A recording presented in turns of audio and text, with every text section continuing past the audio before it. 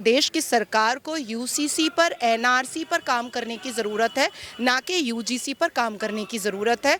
Bhim army से भी और मीम आर्मी से भी, कि जब भीम वाले कोई मरेंगे तो 13वीं में किसको बुलाएंगे? मौलाना को, मदनी को बुलाएंगे क्या? इन्ना लिल्लाहि व इन्ना इलैहि राजिऊन पढ़वाएंगे क्या? तो माइनॉरिटी में आ जाएं, फिर खुद को हिंदू क्यों बोल रहे हैं? जिस तरीके से देश के मुसलमान 4 शादियों के समर्थन में खड़े हैं, जिस तरीके से मदरसे के अंदर अश्लीलता चल रही है, जिस तरीके से मज़ारों के अंदर अश्लीलता चल रही है, इन सब ये सब मुद्दे जो हैं वो बड़े हैं। इन सब मुद्दों पर देख रेख करनी चाहिए। पत्रकार जो होते हैं वही देश को जागरूक करते हैं अच्छी बुरी हर तरीके की खबर से।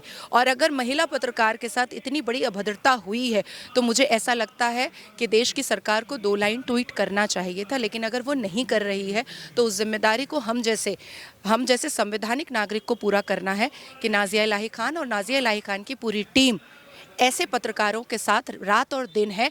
नमस्कार, आप देख रहे हैं स्वास्तिक सहारा। मैं हूं आपके साथ समी वशिष्ठ।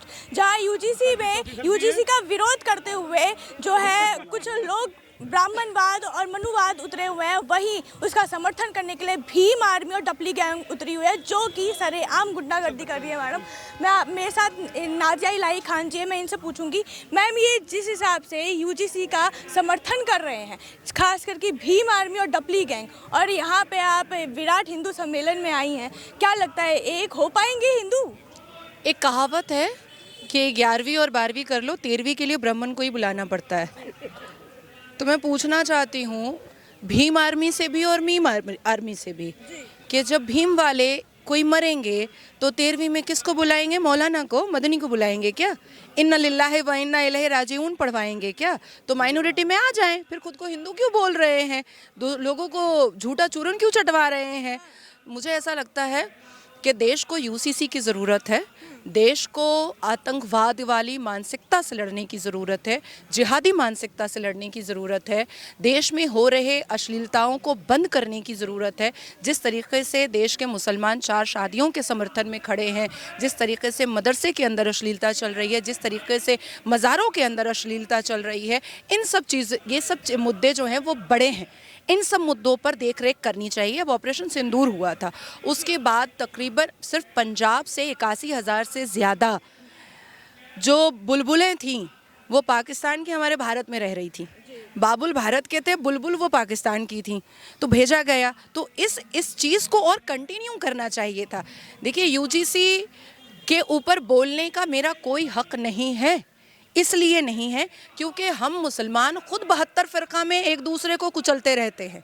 और जो सुन्नत रसूल को मानते हैं, सुन्नी मुसलमान होते हैं, वो तो जितने भी फ़िरक़ा हैं, 71 फ़िरक़ा, उन सब के ऊपर उसका डिक्टेटरशिप चलता है। आप सुन्नी मुसलमान से पूछिएगा कि वहाबी कौन, वो बोलेगा कोई नहीं। वो बोलेगा पूछिएगा अहमदिया कौन, बोलेगा मुसलमान ही नहीं, साला वो तो मुसलमान ही नहीं है। तो हमारा एक्चुअली में कोई हक नहीं है बोलने का।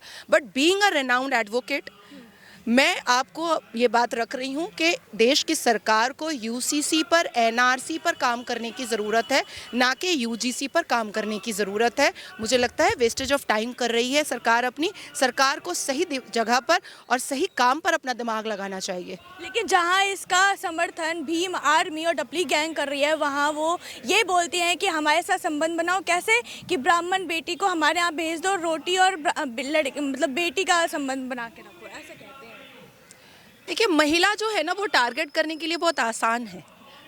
महिला अगर ऊंचाई पर है तो उसको तुरंत गाली दे दो, महिला अगर घर के अंदर है तो भी उसको गाली दे दो, महिला अगर घर के बाहर है तो भी उसको गाली दे दो। तो एक ऑब्जेक्टिफिकेशन बना दिया गया है महिला को कि ऑब्जेक्ट करते रहना है।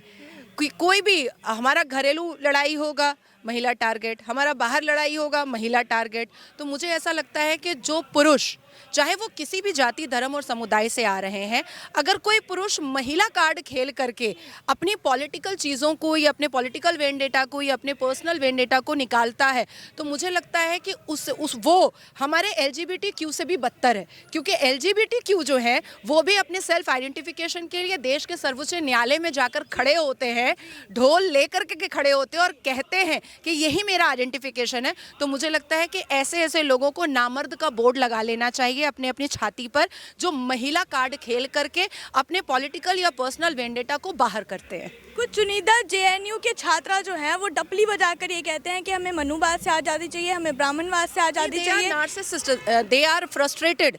एक्चुअली में जेएनयू की जो बेटियां, जो महिलाएं, जो लड़कियां जिस किस्म के कपड़े पहनती हैं और जिस किस्म के कपड़े पहन करके उनके विजुअल्स हम देखते हैं, इनर गारमेंट्स दिखाई देता है, क्लेविश दिखाई देता है, तो मुझे लगता है घर में तो डांट पड़ती होगी, हर हाल में डांट पड़ती होगी। क्योंकि मुझे याद है कि स्कूल और कॉलेज के ज़माने में जब मैं भी छोटे कपड़े पहनती थी तो मेरे अब्बा तो बेलन लेकर दौड़ते थे मेरे पीछे, मेरी अम्मा तो झाड़ू लेकर दौड़ती थी मेरे पीछे। तो वो फ्रस्ट्रेशन हमने क्या किया, उसको बेस्ट कर लिया, बेटर कर लिया, साड़ी में आ गए। वो क्या कर रहे हैं, वो ढपली वाले बन गए हैं। तो वो घर का फ्रस्ट्रेशन बाहर निकालते हैं, देश के टुकड़े करने का नारा लगाते हैं। बेसिकली उनको माता पिता के टुकड़े करने हैं, लेकिन वो कर नहीं सकते, नहीं तो जेल खटना पड़ेगा। इसीलिए सोचते हैं कि चलो देश के कर देते हैं। वैसे भी सरकार और पुलिस तो इग्नोरेंस बिहेवियर करती ही है, हमारा तो कुछ जाएगा नहीं। देश में चौथा स्तंभ माना जाता है रिपोर्टर को, लेकिन वहीं पे वहाँ पे वामपंथी जो होते हैं वो चुनिंदा चुन के नाम पूछ के ब्राह्मण रिपोर्टर को टारगेट करते हैं और उन्हें मार के वहाँ पे भगाते हैं। तो मैं पूछना चाहती हूँ कि देश की सरकार ने ऐसे रिपोर्टर्स के हित में क्या बोला, एक लाइन बोला क्या?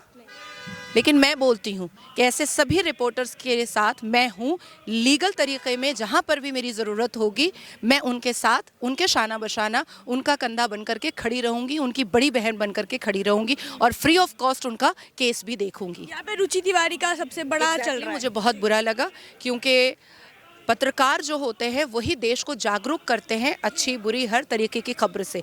और अगर महिला पत्रकार के साथ इतनी बड़ी अभद्रता हुई है तो मुझे ऐसा लगता है कि देश की सरकार को 2 लाइन ट्वीट करना चाहिए था। लेकिन अगर वो नहीं कर रही है तो उस जिम्मेदारी को हम जैसे संवैधानिक नागरिक को पूरा करना है कि नाज़िया इलाही खान और नाज़िया इलाही खान की पूरी टीम ऐसे पत्रकारों के साथ रात और दिन है। आप 2 बजे रात में भी मुझे कॉल करेंगी तो I will be there for you.